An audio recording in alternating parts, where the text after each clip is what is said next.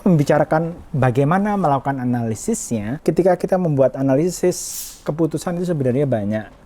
Kalau kita ngomongin keputusannya, keputusan yang sifatnya jangka pendek, keputusan manajerial jangka pendek yang dampaknya tidak lebih dari 1 tahun, kita bisa memakai analisis yang namanya analisis relevansi dan analisis cost benefit namanya. Caranya seperti apa? Ya, caranya adalah ngelihat mana informasi yang relevan dan mana yang tidak.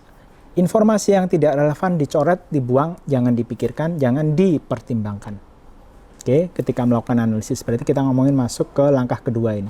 Setelah tahu alternatif solusinya apa saja, sudah di list, didaftarkan, terus kemudian analisis. Analisisnya, analisis relevansi dan analisis cost benefit. Nah, relevansi ini kita lihat relevan atau tidak. Kita harus ngelihat itu dulu berarti. Kita harus tahu definisi mana yang relevan, mana yang tidak. Kalau yang tidak relevan tadi saya sudah sebutkan, coret saja, jangan dipertimbangkan. Informasi yang relevan adalah informasi, ada 2 karakter di sana.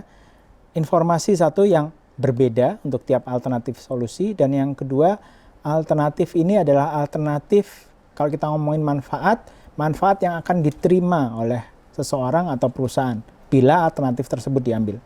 Kalau kita membicarakan biaya, maka biaya tersebut akan dikeluarkan perusahaan kalau alternatif tersebut diambil.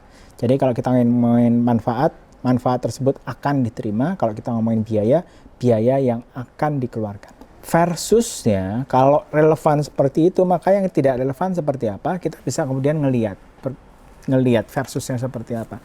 Maka berdasarkan definisi tersebut, informasi yang tidak relevan adalah informasi yang pertama, kalau informasinya sama, alternatif solusi A sama dengan bilang saja dengan alternatif solusi B, ya sudah, untuk faktor itu coret aja. Dan yang kedua, kalau biayanya sudah dikeluarkan, sudah, atau manfaatnya sudah diterima, jadi penekanannya sudah. Kalau yang relevan tadi akan, kalau yang tidak relevan sudah. Kita ngomongin bilang saja mungkin dari kalian, ini agak sayangnya kita masih di masa pandemi gitu ya. Itu beberapa dari kalian mungkin belum pernah ngerasakan yang namanya mencari kos-kosan gitu ya. Atau ada? Sudah. Cari kos-kosan gitu ya. Berarti kalau kita ngomongin identifikasi problem, saya perlu kos-kosan.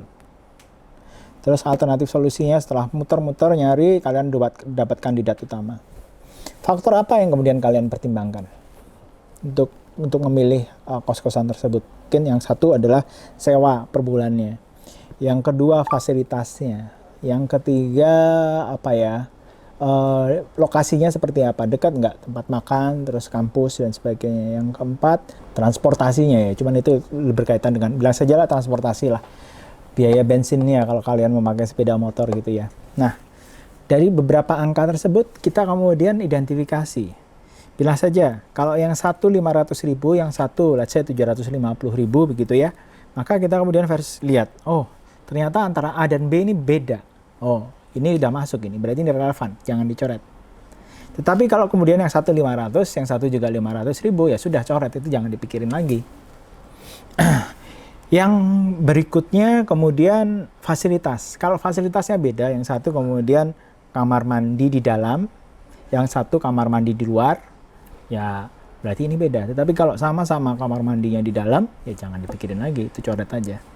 Itu yang tadi saya sebutkan. Tidak relevan berarti kalau sama, dan yang kedua, kalau kita ngomongin biaya yang sudah.